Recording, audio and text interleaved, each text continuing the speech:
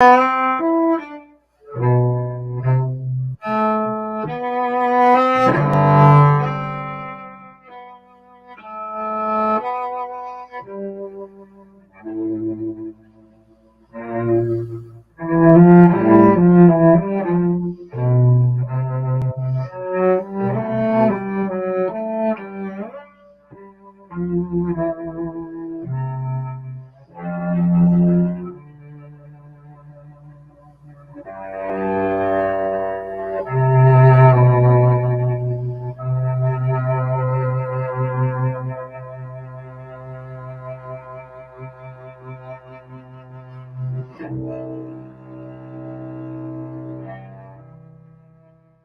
those of you who are tuning in, you just had a special treat here. This was Michael Fitzpatrick doing what he does best.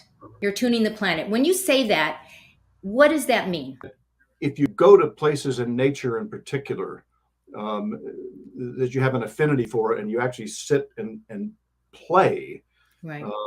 then you get in tune. Sometimes you get the sense that the animals, the the winds, the trees are listening, if you will. Uh, So tuning the planet originally came from that genesis after having spent 6 days with the Dalai Lama in a remote monastery in the middle of nowhere. The tuning the planet moniker became much more specific in that we were intent on going in there to tune in and to tune back. Let's talk about the journey. I mean, you played with the Dalai Lama, you played with the Pope. So tell us about some of those things. I learned through friends that the Dalai Lama was coming to spend 6 days at this remote monastery in Kentucky for this, what turned out to be an historic summit of Eastern and Western monks and nuns who were coming together to try and find not only common ground, but a common compassion, if you will. And when he came into the room, it was a presence unlike anything I'd ever felt before. It was deep. And then I played into that space for 6 days and ended up sitting literally right next to him for the final closing tribute. And, it was totally surreal. And then his people and the Vatican's people who were co-producing the summit said, we think the music is so powerful that it can transmit this compassionate consciousness, which got forged during those 6 days. Okay. So I thought, wait a second, I think I've just been commissioned to produce the world premiere CD of the Dalai Lama. Where would you do something like that? And I thought, well, you can't do it in a studio in New York City. Where would you? And then this image flashed in my mind of Mammoth Cave, which is in Kentucky. It's the largest cave system in the world. I thought, well, that would be incredible. The acoustics would be great. Right. The visuals would be great, be very cinematic, and couldn't be that big of a deal to get the cave, I thought. So I pitched it. They said, let's do it. It ended up taking 3 years to make it happen when it was supposed to be 9 months. And I learned all kinds of things about how you write a letter to the private office of His Holiness the Dalai Lama in Dharamsala, India, how you write a letter to the offices of the Vatican. From that, once the album came out, it was called Compassion, all these doors started opening. Hollywood doors, Washington, D.C. doors. And over the years, it led me to playing for the Pope at the Vatican. What was that like, Michael? Well, it was, as John Lennon said, it's all showbiz. So, you get there, you get to the venue. It's quite a venue. And, you're mindful of the magnitude of the role that the Pope plays. I didn't, again, have any experience with him, but I had, at that point, 16 years of being around the world with the Dalai Lama. So I had an understanding of what protocols were like and what it was like when you encounter a being like the Dalai Lama or the Pope. Right. I want to throw some pictures up, and why don't you tell us what we're looking at here? Yeah. So this is from His Holiness the Dalai Lama. Yes. So this is in Louisville, Kentucky. It's in 2013. and that stunning backdrop that you see is real. It's a section of this 120-foot Buddha tapestry that they had hung behind them. It was really quite stunning. This is the first time that the Dalai Lama has heard or seen me playing the electric cello. The next picture I'm bringing up is United Nations International Day of Peace. When was this? That was in Times Square the year before last. So 2021.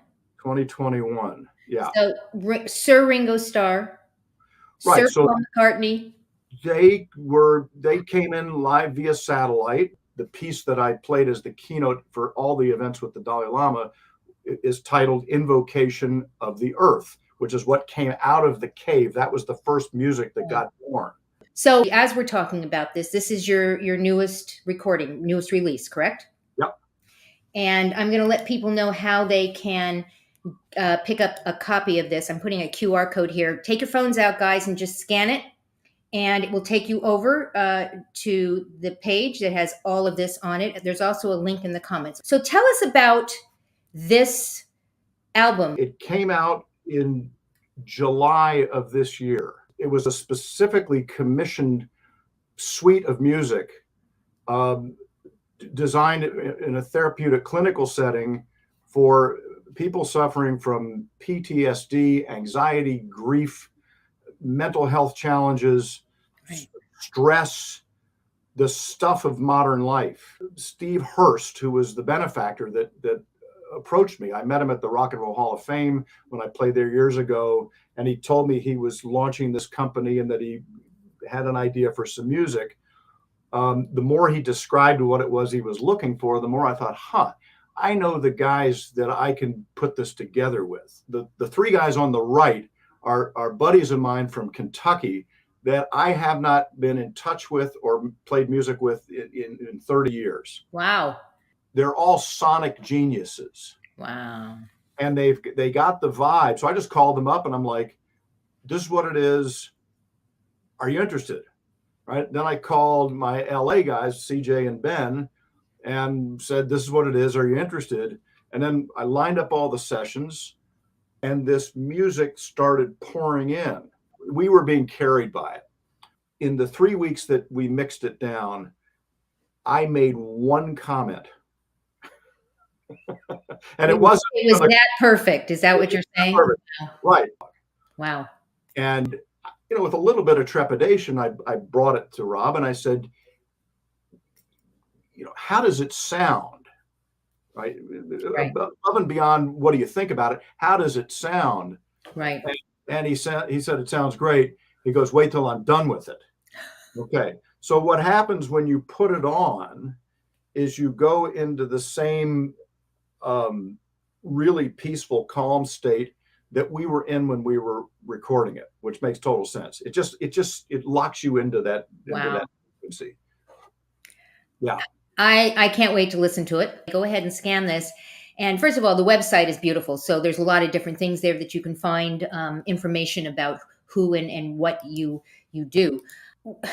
I listened to what you said, and you sent me a bunch of notes, and you talk about mental health and PTSD and anxiety. And this is such an important topic. So many people, I don't think I know a single person that is not suffering from some sort of anxiety based upon what's going on in our world. And music is so important. I've always said that music is the universal language and that it speaks to those who might not otherwise understand, hear, or even comprehend, because you don't have to know the language. You don't have to know the words. It's the melody itself. How do you feel about that? This business of tuning, of taking oneself outside of the fray of the increasingly chaotic world we're in crisis, right? I mean, that's just the reality. Yeah. We're in a global crisis. People are freaked out. Nobody knows what to say. People are scared to say stuff. Right. And few people know what to do or what can I do? How can I help? Right. Well, you're doing your part, Michael. You've played Hollywood Bowl, Times Square. You've played for His Majesty King Abdullah II at the Royal Palace in Jordan and with the Jerusalem Symphony Orchestra in Jerusalem. Why don't you tell us what's happening next year in June? June 6th, 2024 is the 80th anniversary of D-Day. So part of what's happening with the healing music on the ramp to the 80th is to now begin to take it into the front lines of the hospitals, by the bedsides, to the veterans, into the hospice, elderly care facilities, because that's where it can make an immediate impact. For those who are figuring out they need to know you more, go and visit Michael at his website, michaelfitzpatrick.com. You can also visit him on his Facebook page at Michael Fitzpatrick Cello, and on Instagram at Tuning the Planet. And finally, go pick yourself up a copy of this. We'd love to hear what you say. And again, if you just want to QR it, do that, because that's much more fun, I think. I want to thank you, Michael. I mean, your music, obviously, it has touched people around the world. That is where you go, and you continue to go. So, Michael, thank you, thank you, thank you. Go out and do good.